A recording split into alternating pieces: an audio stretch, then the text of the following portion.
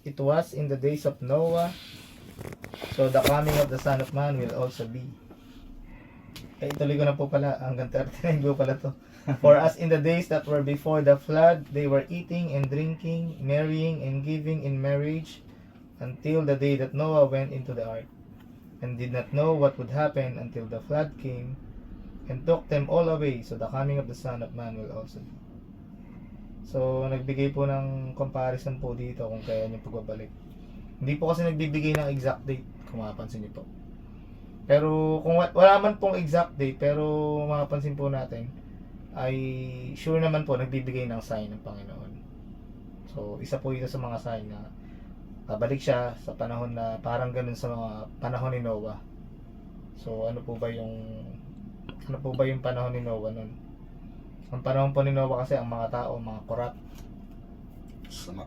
mga wicked, opo. Tsaka Parang ano po, wala na pong dinidisregard na po nila yung Diyos, wala na. Hindi na kasali. Kumbaga, hindi sila naniniwala sa Diyos. Ang mas pinaniwalaan nila yung sarili nila, kailangan mabuhay sila. Ayun, tuloy nag-video sa akin. Nakakaano. Dalawa At pa lang. dalawa pa. So, Yan, tuloy mo lang. ito po yung alam niyo po yung kwento ng kay Noah. Isa nga po yung nakikita ko na pangsagot din natin na, di ba, sabi nila, sinasabi nila, hindi magagawa ng Diyos yan. Ang Diyos mapagmahal, ang Diyos mabait, ang Diyos mabuti. Patawad. Ano po ito, may judgment. Isa pong sigurado rito, may judgment, di po ba? O paano yun? As in nilunod, di po ba? O.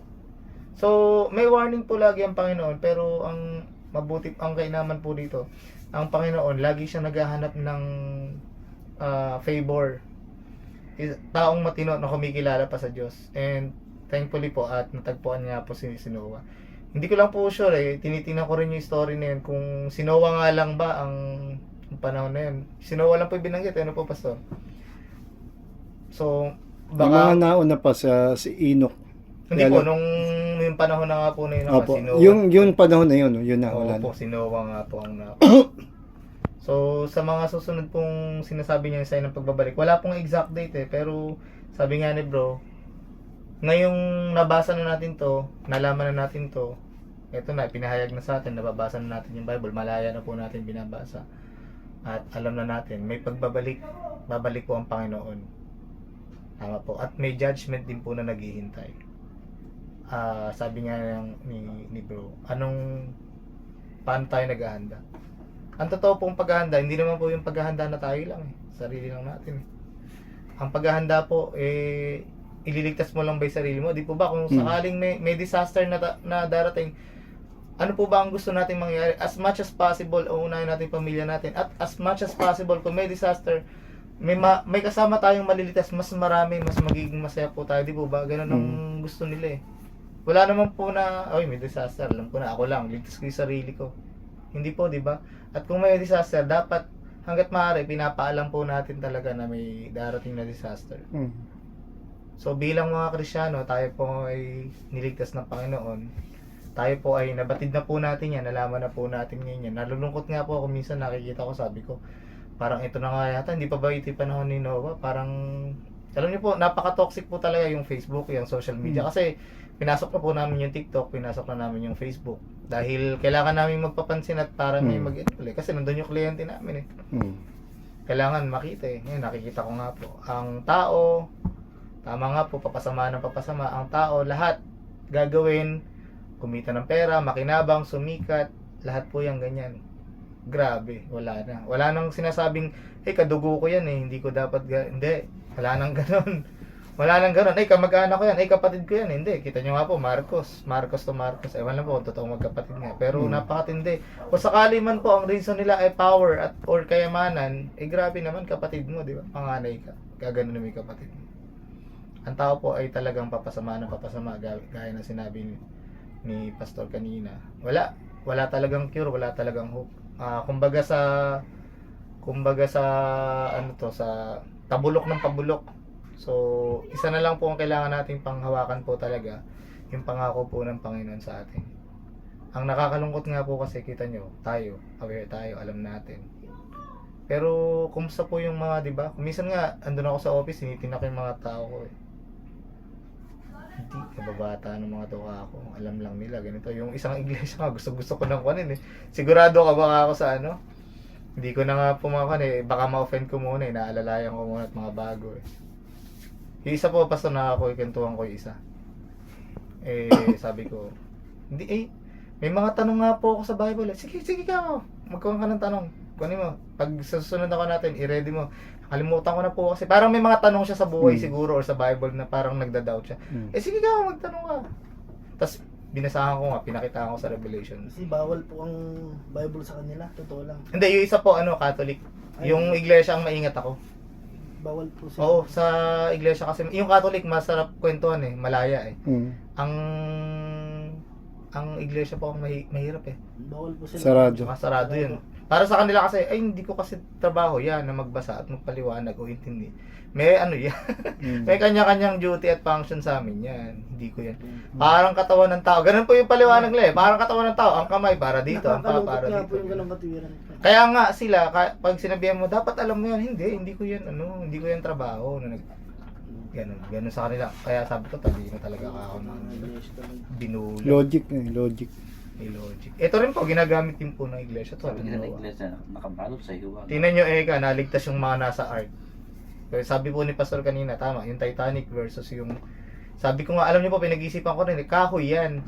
Eh, syempre, hindi naman moderno nung unang panahon. Hindi ko nga alam paano pako yung ginamit nung araw na yun eh. Kahoy lang din. Eh, sabihin mo nang, tuwid na tuwid ba lagi yung kahoy? Eh, kung gumamit ka na, ewan ko kung paano lagari ang ginawa, baka balo-balot, di ba? Hindi pa nga ako sure kung may pako nun, baka nga po, woodworking lang eh. Oo. Woodworking po.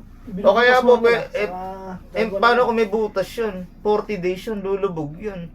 Pag nagsimulang bumigat yung pasukan ng tubig yun, lulubog yun. Imposible naman kalmado yung tubig ng panahon na yun. Siguradong napaka mauga po ka. May masilya na kaya nung araw. Oh, yan pa Meron. nga, oh. May pinamit na parang pambulka silang ginamit nga doon. Eh, may binanggit po. Sinanggit po. sa Genesis. Hindi po ba na, yun, madaling masira, nakakatakot yun, di ba? Sabi nyo nga po, yung lalim pa nun, yung pressure, yung lalim ng tubig. Mother of all flood yun eh. Umangat pa dun sa bundok, di po ba? Wala Global. nga makitang bundok. Mismong bundok wala kayo. Wala kang makikita nga tubig Tubig lang lang lahat. ang panahon ni Noah. May arkitektura na Kakaibang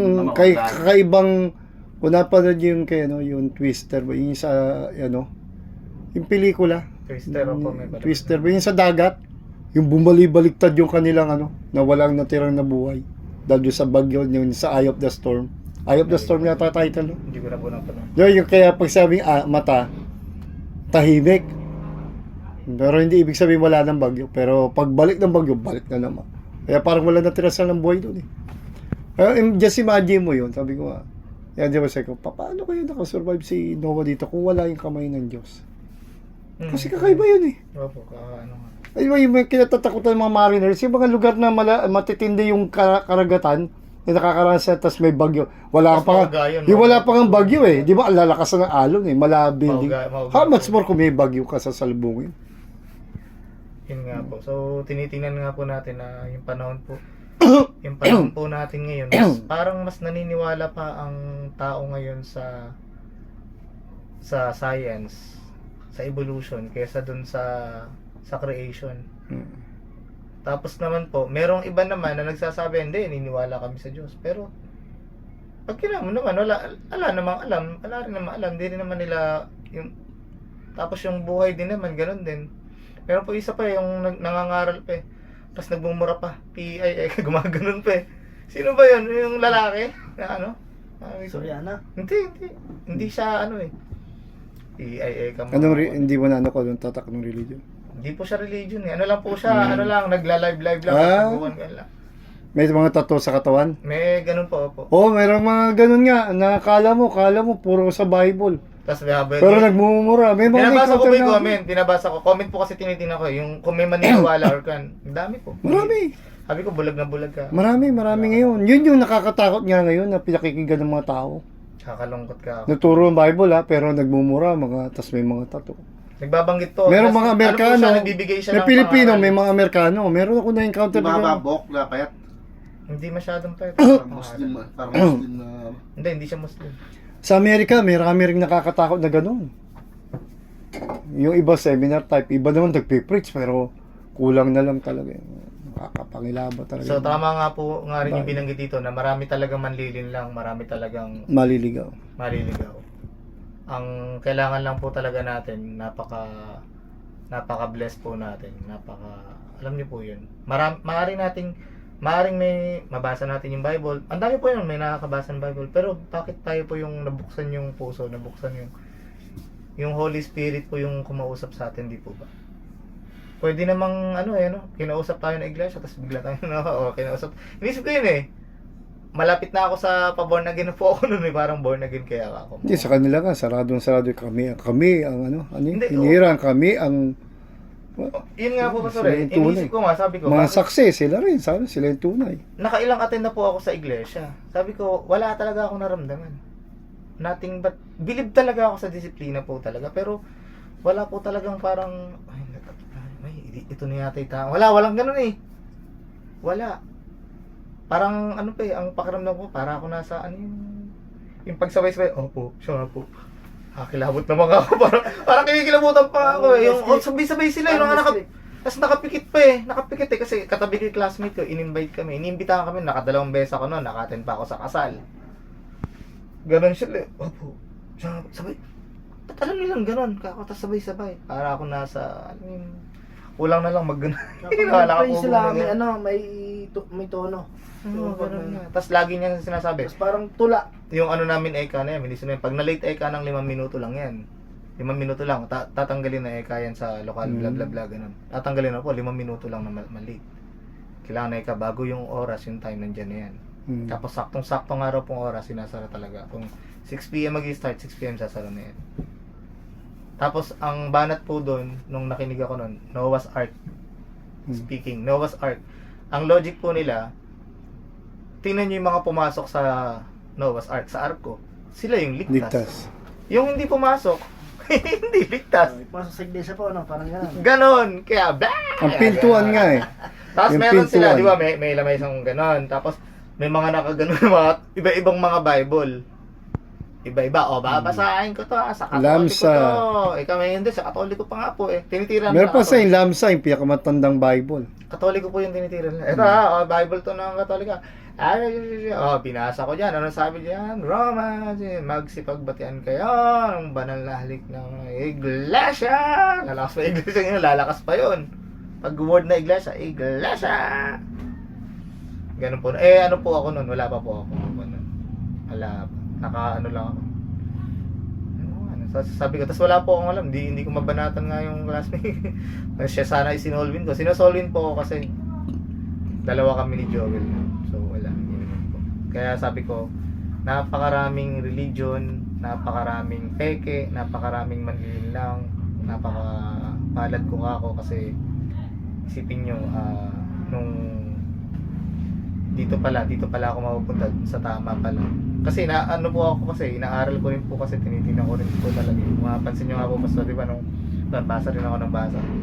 Sinesearch ko rin po talaga kung totoo tama. Tapos may mga tanong ako, anong kasagutan dito, gano'n. Oo nga, ako ganun yung kasagutan eh. Kaya sabi ko, tapos nga po ako nun eh. Ngiyak nga ako nung nung unang attend ko nga eh. Sabi ko, tama, totoo. Totoo talaga, ito ka ako talaga totoo. Ito ka ako yung sumagot na bakit, kasi po kino-question ko noon na ba't hindi building, ba't hindi maayos, ba't hindi maganda, ba't hindi maraming tao. Nasagot po lahat sa Bible yun. Kasi wala naman doon talaga eh. Yung totoong iglesia po ng Panginoon, wala naman sa building.